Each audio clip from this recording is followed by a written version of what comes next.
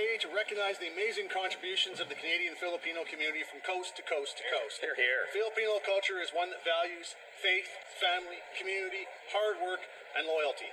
From Vancouver to Whitehorse to St. John's, Filipino families have contributed greatly through their hard work and community involvement. Rarely will you find a church or a community group without Punsit, Tagalog, and friendly smiles. I myself am honored to be married to a Canadian Filipino, and I've had the privilege of meeting with Filipino leaders all across our great country. So join me in recognizing the amazing contributions of Filipinos all over Canada, and let us celebrate our shared values of family, freedom, community, and hard work. Maraming salamat po. Tara na!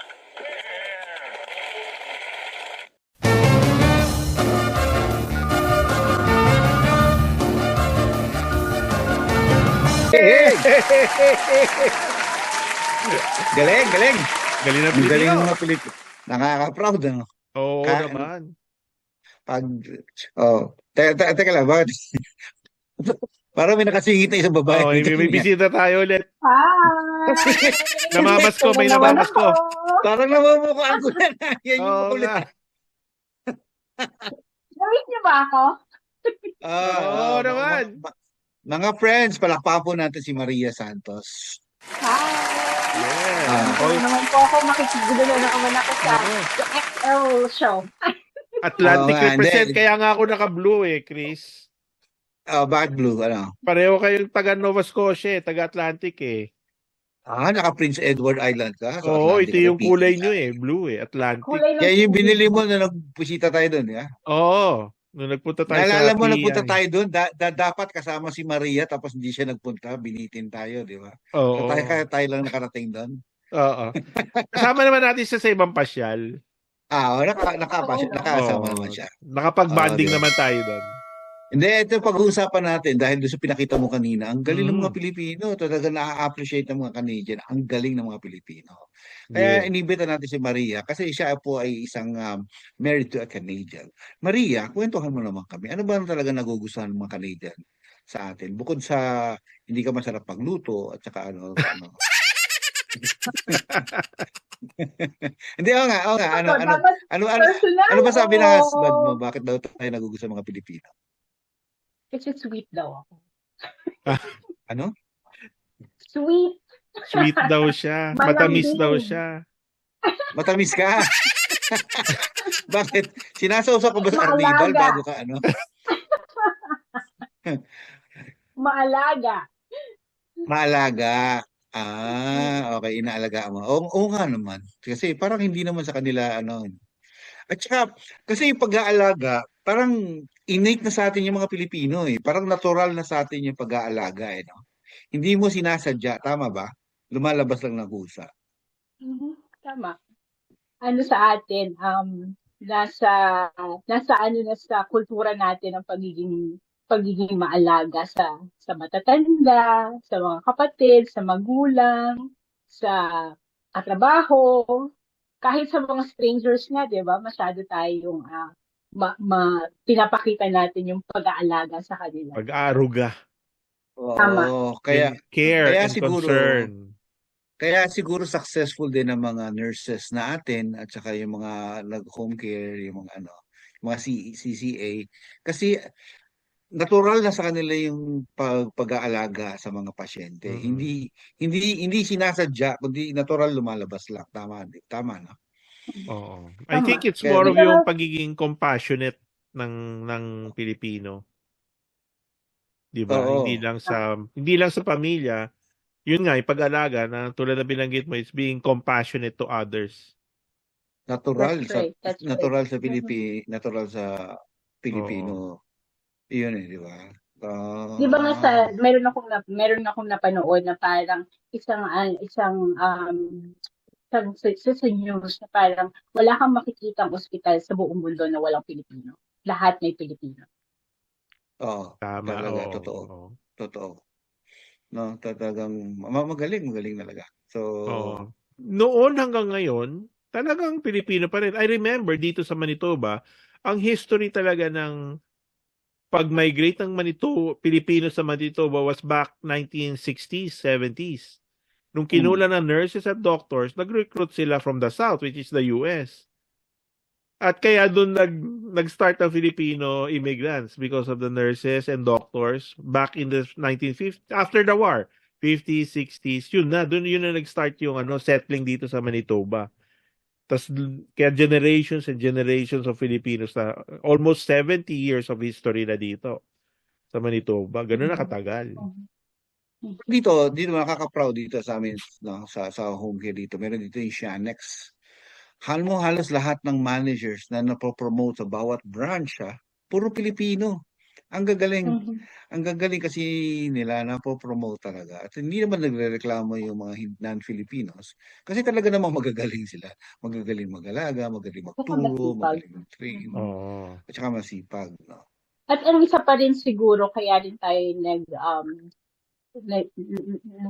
nagiging accomplished dito sa ganyang larangan is because kaya natin, we talk the language, we speak the language. So, kaya natin i-explain sa kanila, sa mga Canadians, yung kailangan nilang malaman. Di ba? So we speak English in language na English, di ba? Tama, that's right. Kasi So, Canada has two languages, English and French. that's right. Pero yun na nga, tama. We were educated both English. So yun ang na-appreciate nila. Less training na sa language. Kaya yung pag-transition sa workplace, English, alam na natin. That's right. Okay. Tama naman. Ang Pilipino naman talaga, kahit na sabihin mo pang sa Pilipinas kunyari, kahit sabihin mo pang broken English, nakakaintindi pa rin ng English mga yun. Nanonood ng English movies. English pa rin talaga sila. Kaya pagdating dito, madali tayo adjust. At naintindihan natin sila. Kaya gusto nila tayo, no? Nagkakaintindihan. Tama. Maria, ikaw hindi ka ba nahirapan? Although alam ko atinista ka. So, pero nung nag-asawa ka na ng Canadian, hindi ka nahirapan. Naintindihan siya.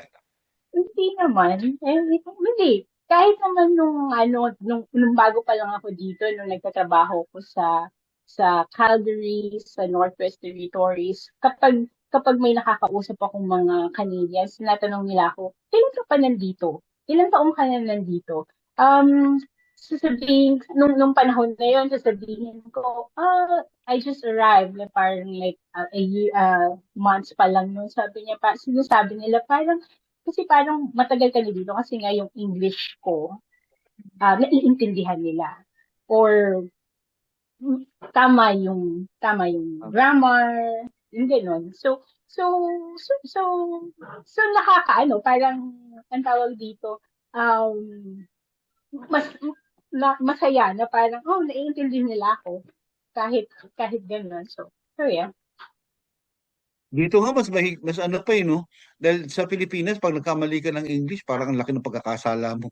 'Di ba? Ano sabi mo? Ano sabi mo, ha? Ano sabi mo? Ginaganon kagad. Binabara, di ba? Dito walang ganun, yung asawa ko nga minsan sinasabi niya pa na parang mas magaling ka pa mag-English kaysa sa akin. Ko, hindi, no? May nagsabi sa akin niya, Canadian, natawa ko. Sabi niya, mas magaling pa daw ako mag-English sa kanya. Kung sila daw ang mag-i-English test, babagsak daw sila. Kasi because of grammar. Tayo sa atin kasi ang higpit. Kasi nila, ang ginagamit natin, yung proper English ba? Yung mga words natin medyo malalalim. Yun. So parang hindi siya yung conversationalist na English. So sa atin is parang galing sa school na English. Nag-iisip ako kung anong example yun. Pero parang gano'n. Kaya parang sinasabi ng asawa ko, parang mas magaling ka pang mag-English, parang mas marami ka pang alam na words na English kaysa sa akin. Tapos bukod doon, yung mga employer, alam ko, natutuwa sila sa mga Filipino. Kasi sa Pilipinas, nasanay tayo dati ng overtime na walang bayad nga, di ba? Dito, overtime okay lang sa atin yun. Hindi tayo nagrereklamo, no? So hindi nahihirapan yung mga boss, yung mga employer na pag Pilipino yung mga employee nila, trabaho lang tayo ng trabaho, sipag, sige, go, dollars to. Yun ang sa isip natin, dollars to. Tsaka conscious tayo na matapos yung trabaho. Hindi Hindi Oo. sa oras eh. 'Di ba? Wala sa Oo. training natin na 9 to 5, 8 to 4. Ang atin, sige, kahit sabihin mong 7.5 hours a day, 8 hours, pero kailangan namin tapusin yung trabaho eh. Totoo. Tama. Alam mo, ako na-culture shock pa ako dyan eh. Yung bang pagtapos, kunyari, 5 o'clock, no? Pagdating ng 5 o'clock, tingla, alisan na kagad. Iiwan lang yung Eh, gamit. sa atin hindi nangyayari, kailangan tatapusin mo kung ano yung, kung nabitin ka man, tatapusin mo kahit isang oras pa yun bago ka Oo. umuwi, di ba? Oh, iba yun, no? Hanggang ngayon, no? True to itself. Noon hanggang ngayon, ganun pa rin. Oo, tatapusin mo muna. Dito, pag 5:00, exit na kagad yan. Hindi pa nga 5:00, minsan 4:19, ano, 59 exit na. So, galing eh. So, at saka isa pa, dahil dito, nag-events ako, di ba? Sabi nila, ang mga Pilipino daw knows how to party. Kasi, di ba? So, After work. pag tayo nag-party, pag tayo nagbigay ng party, ang saya talaga. Kantahan, saya, tapos daming food. Nalulula sila sa dami ng pagkain na hinahanda natin, di ba? Pansit. So, although minsan nahihirapan sila, nakikita ko din, nahihirapan silang kumain ng ibang pagkain natin. Hindi nila maintindihan kung ano yun. Ang dami sarsa eh. Yung pizza pa rin kukunin nila. Tsaka, ganun Pero, pa rin. pero naging favorite nila is yung top 3 is yung turon, yung banana fritters na tinatawag. Oo. Pansit, Lumpiang Shanghai. saka yung lumpiang Lumpia. Shanghai. Yan yung top 3 na Lumpiang gusto Shanghai nila. talaga. Oo, the best At daw saka sa lahat isa. ng feeling ko lahat ng um, Canadians na may asawang Pilipino, alam na alam nila adobo. Ah, Adobo oo. talaga. Kasi yun yung madaling lutuin. Ano sa luto mo ang gustong-gusto na asawa mo? Bukod sa iyo, Ayun, adobo. adobo. Ewan ko, adobo. Favorite niya yung adobo. At saka, menudo. Hindi ba siya nagulat sa Yun, sobrang yung favorite alat? niya. Hindi Lumpia. naman. Hindi naman siya nagugulat. Hindi naman. Hindi naman. Ito yung nakakatawa Oo. dati sa office namin. Sabi namin, nagdala ng Filipino dessert. Bibingka, kalamay. sabi ng office mate na puti, your dessert is also rice? Oo nga.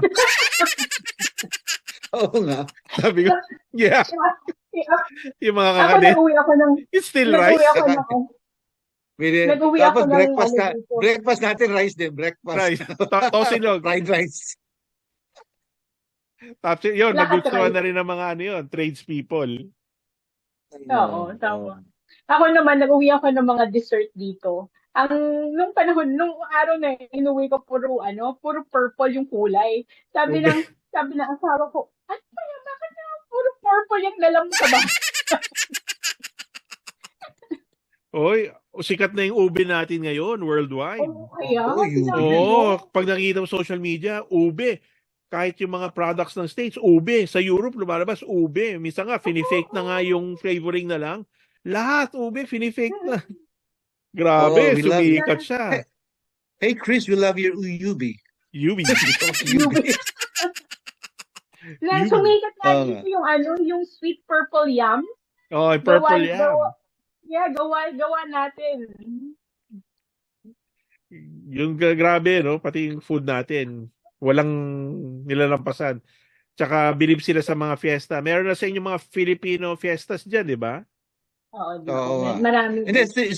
Speaking of fiesta, tingnan mo kung gaano na-appreciate ng mga Canadian sa atin. Hindi ko lang alam pero tayo lang yata, Pilipinas lang ang binigyan ng isang buong buwan, buong June, para i-celebrate ang Filipino Cultural Month. Diba? Filipino Heritage Month. Isipin mo isang buwan yun, nakataas ang bandera natin sa City Hall nila. Tapos, sinelebrate ang Pilipinas. Ganon nila ka-appreciate ang mga Pilipino. Galing, nakakatuwa. Kaba ng puso. Hindi lang yun. Siguro hindi naman sa nagmamayabang. Tanggalin mo yung Pilipino sa bawat bansa. Ewan ko kung ano mangyayari sa ekonomiya ng bawat bansa.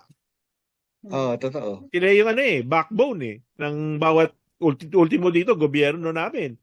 Almost 8-10% Pilipino Buong mundo yun Buong mundo yan. Tanggalin mo ang Pilipino, wala. Oo, tanggalin mo, wala. Oo, talaga. Mahirapan talaga sila. Kasi yun na nga, hindi tayo mareklamo eh. Sanay tayo eh. Oo. We Tsaka, know how to follow the rules. Ika nga. oo. Tsaka kahit pag naninibago ka, ang bilis natin mag-adjust. Di ba? Oo, tama. Resilient tayo eh. Mm. Nakaka-adjust ka agad tayo eh, no? Kumbaga, kahit sa mo iba tong Pilipino, nakaka-adjust ka Oo. agad tayo. Galing. Yeah, Para tayo. ibalik ko dun sa ibalik ko yung sa language. 'Di ba nung sa call center, yung mga Pilipino, doon tayo parang unang nakilala sa call center kasi kaya natin pag-aralan yung accent ng iba't ibang iba't ibang bansa. So yun, 'di ba? So kaya nag-bloom yung ating call center sa Pilipinas eh. Oo Oo. nga. Matagal ka ng call center, di ba? Ako, Maria? nag-call center din dito. Sa Bridgewater. Oo. Isa sa trabaho ko dito sa Canada, ko sa call center sa isang credit card company. Pero yung nabanggit mo nag-bloom, lumago, hindi lang yun ewan ko kung napansin nyo, even yung sa simbahan, lumago din. Mhm. Marami nagsabi dito na mga pare na napuno yung simbahan ng Pilipino nung dumating yung mga Pilipino, nabuhay ulit ang community. Oo, talaga, totoo. At saka, Very noticeable. nabanggit mo yung simbahan yung pari namin dito, si Father Jim, tuwan-tuwa yun sa mga Pilipino. Kasi pagtapos ng misa, nagbe-bless, hinahawakan yung kamay, tapos nagmamano. So noong una nagulat siya, bakit daw nagmamano? It's a respect. Sign of respect So, natin sa elderly. it's a sign of respect. So, natuwa sila. Tapos, nakakatuwa, yung ibang Canadian, ginagaya din tayo. Nagmamano, nakita nila. So, marespeto tayo sa matatanda. At saka, Chris, di ba meron na ditong simbang gabi sa Nova Scotia? Oo, nagugulat sila, na-appreciate nila yung simbang gabi. Kasi ang ganda naman talaga, tsaka mas solemn siya.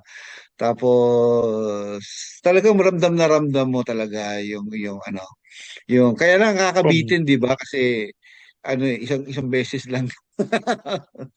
Hindi, Unless meron ng may 7 masses na dito. meron na kayo? Iba't ibang Okay. simbahan. Starting siya ng, I think December 15 or 16. Tapos yung pinakauna sa downtown Nova Scotia na simbahan, yung St. Mary's. Tapos yun, maglilipat-lipat na siya ng ibang simbahan. Oo, sobrang na-appreciate nila. At saka tayo lalo na, di ba? Nakakatuwa din. Parang, kasi mararamdaman mo talaga yung Pasko. Iba talaga pag simbang gabi. At hindi lang yun, pati yung Flores de Mayo, pag Mayo, meron din tayo. Talagang tuwan-tuwa din sila kasi naka-queen yung mga babae, nag-aayos. Sabi pa nga sa akin ng isang Canadian, lumapit sa akin next time down, we have to join that parade. Pero ano na yung mga lola, 85 years old na tayo hindi ko lumapit. Tuwan-tuwa kasi siya kasi ang saya daw. So, yun nakakatuwa, di ba? Pag nakakamiss lang sa simbang gabi yung paglabas mo ng simbahan, walang amoy ng bibingka. At buto-bongbong. Dahil winter yun lang. Pero meron kaming bibingka rito kasi pagkatapos simbang gabi nagkakainan lahat ng Filipinos. Luto na.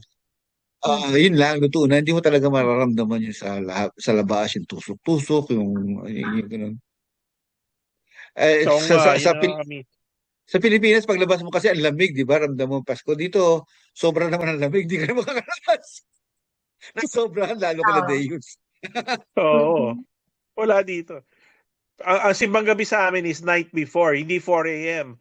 Bale, 7 or 8 p.m. ng gabi, the day before. Dito rin, 7. Dalawang beses yata rito, 7. 6 or 7, gano'n. Tapos dati pa nga kailangan mo mag-register kasi napupuno yung simbahan. Talaga? Doon ko lang nga na-realize, bakit nasa na itong mga to pag hindi si Pasko? Bakit pag Pasko punong-puno kailangan pa mag-register, punong-puno yung simbahan, di ba? Di ba? Okay Pero lang yun. din, mag-a-adjust ka rin, di ba? Dahil pag sila nagsimba, formal talaga, no? Naka-code, naka-black, naka-ganon, no? So, tayo, magaling tayo mag-adjust. Kita mo, formal na rin ng mga Pilipino.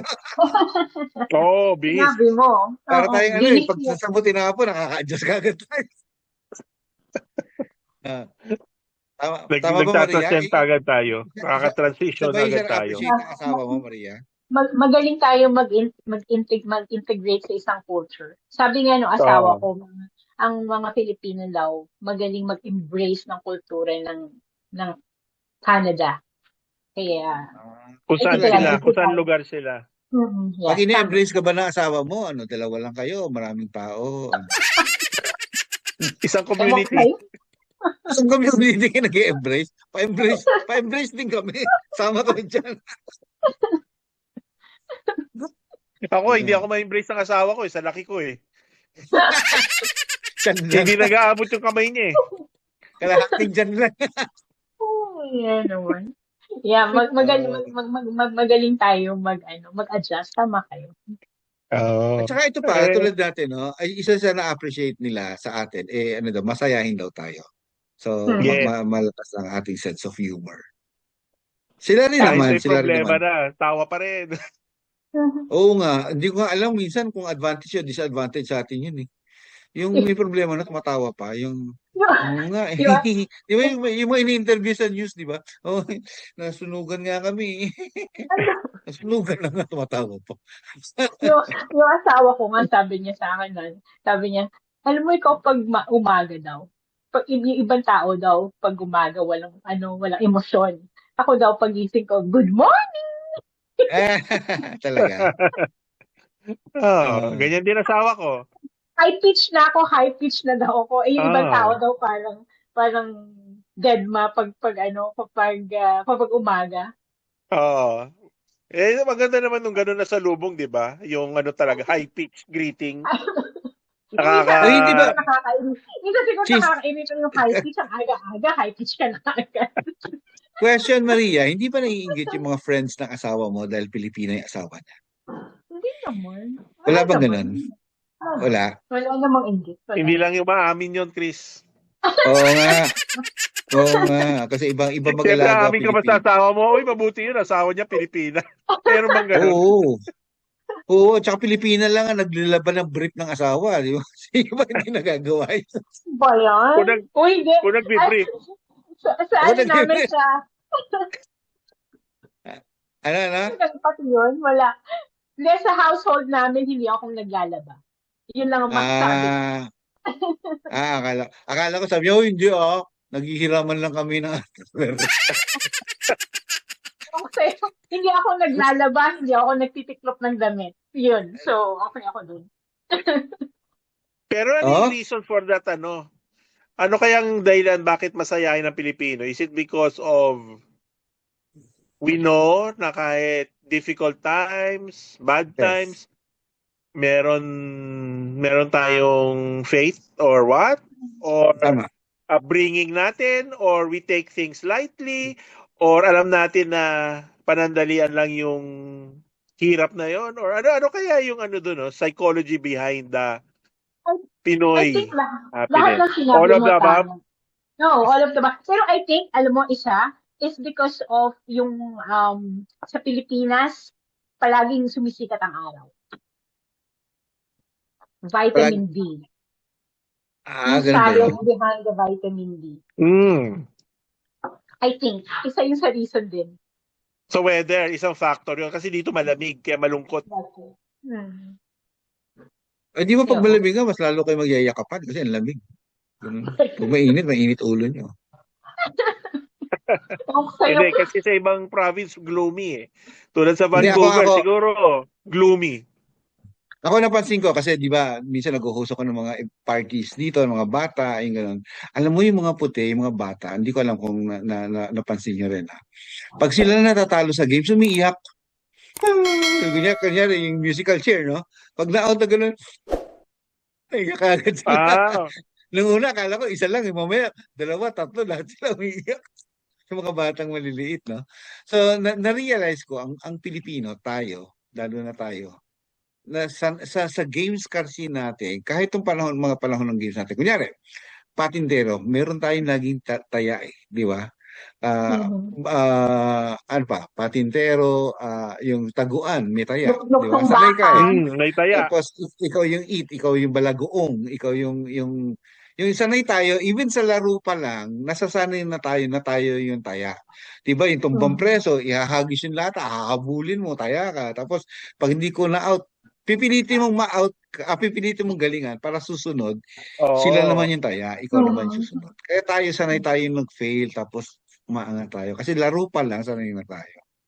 So, Tama. bata pa lang tayo. Alam mo may na ano niya, related to that, kasi yung resilience nga ng bata, natuturuan tayong to fail Oh, at yun to nga. repeat again and again. Siguro iba yung kultura dito na laging ikaw panalo, okay ka, hindi ka Oo. mag-fail, which is yun ang difference eh. Sa Pilipino, wala, okay, try again. Di Tama. ba? Dito kasi ano eh, good job, kahit anong, kahit anong Yun, gawin yung ng good bata. job, kahit mali na. Tapos lahat dito may ribbon, may recognition, kahit hindi naman So, hindi kailangan sila sanay, i-recognize. hindi sila Mm. sanay nag-fail talaga. Kasi lagi, good job kasi, kahit anong gawin ng bata, good job lagi sila. Good job. So, hindi rin pala maganda. Ngayon lang natin na-realize. Oo nga. So, dapat pala maramdaman din ng bata yung failure. Tapos, Yung ano sila, kinikrave niya at tinatrabaho niya yung reward na yung nag-aantay. reward. Oo, tama. Yun. Nasolve natin. Galing ni Maria eh. Oo nga eh. Wala Buti na na lang akong naimbita natin sinasabi. si Maria. Oo, buti na lang na-imbita natin siya. Dami niya nasabi. Oo nga. Natulala ako sa mga sinabi niya. Okay, mga viewers, hindi kami psychiatrist or psychologist ha. Oo, hindi. Based lang ako sa Observation lang mga, namin to ha. Observation lang namin to. based lang namin sa aming sariling Pero experience. mag-comment kayo kung ano yung mga na-observe nyo to our viewers. Mag-comment kayo kung ano yung mga naririnig nyo about Filipinos. The good things. Di ba?